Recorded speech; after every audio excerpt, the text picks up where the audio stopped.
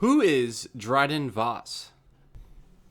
Before I get started, I'm trying to get up to 10 subscribers, so if you could hit that subscribe button, leave a like, or comment down below, it would be much appreciated.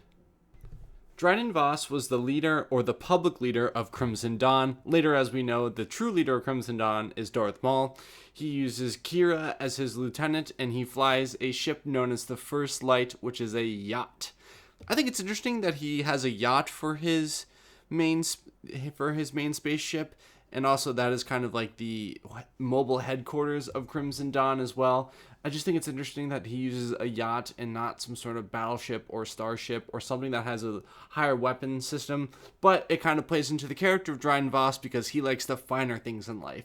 If you look at his, not throne room, but his gathering room, there's a lot of really old artifacts and a lot of interesting Easter eggs in his throne room. I'm not going to go through them all, but probably the most notable one is his Old Republic Mandalorian armor set.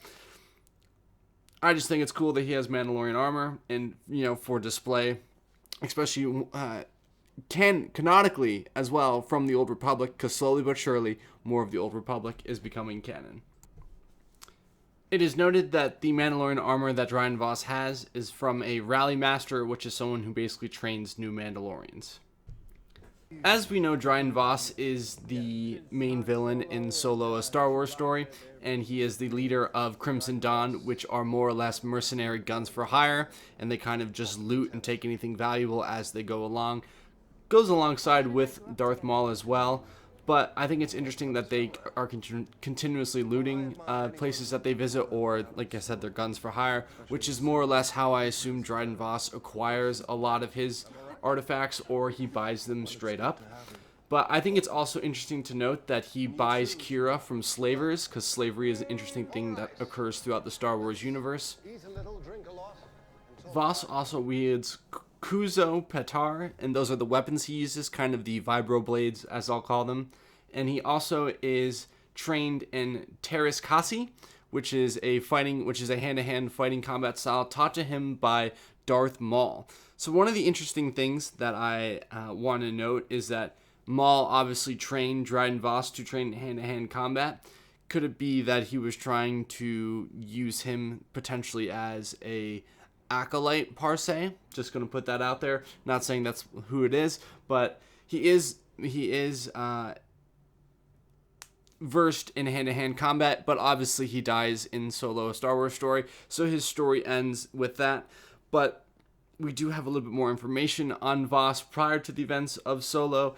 Again, he is the public leader of Crimson Dawn, and just before the events of Order 66, Maul tells him to go in hiding. He appears briefly in a Clone Wars episode. I would really like to see this character expand upon in a video game.